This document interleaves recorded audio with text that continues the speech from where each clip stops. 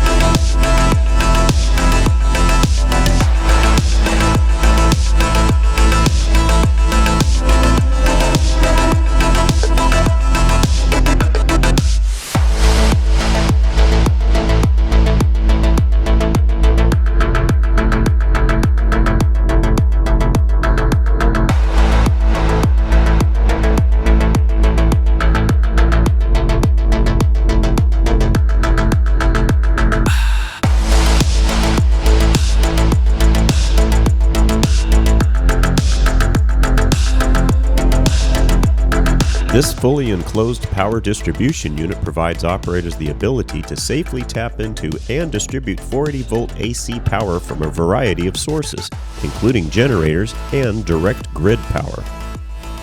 This power distribution unit is fully enclosed and ruggedly constructed to withstand demanding conditions and industrial applications. The power distribution system is constructed of steel with a polyester powder-coated blue finish for durability against dirt, moisture, and mild corrosion.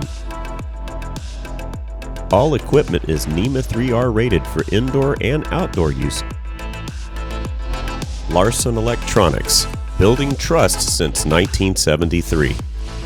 Contact us today.